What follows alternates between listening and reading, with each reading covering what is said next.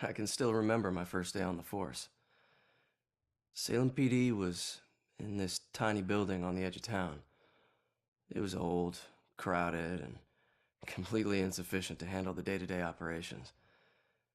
Protecting Salem was getting harder and harder. Finally, the city decided to convert the old armory into our new headquarters. And when we finally moved in, I couldn't believe how big and modern the place was.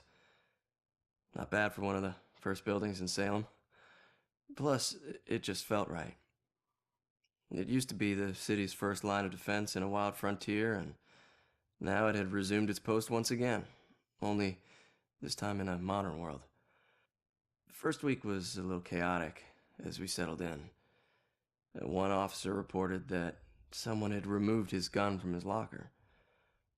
It took him 20 minutes to track it down, and when he did, he found it leaning against the wall in one of the unoccupied offices. Also, the late-night station operator reported a strange phone malfunction. Occasionally, when someone would call in to report a shooting, the recording would just stop.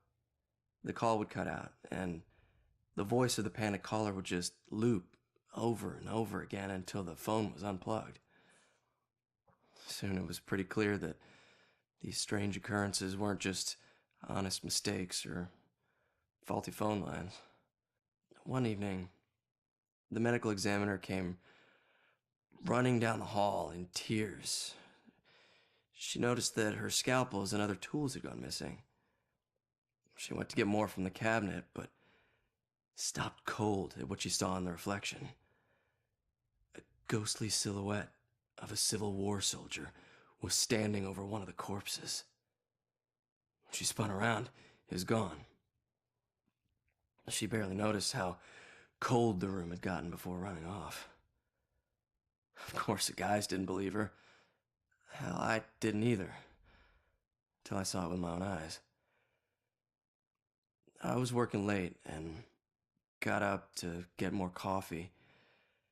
As I rounded the corner, I saw it in the reflection of the trophy case. It was staring right at me. He lifted an old, ghostly rifle and pulled the trigger. The trophy case fractured into a spider web of cracked glass, and I took off running.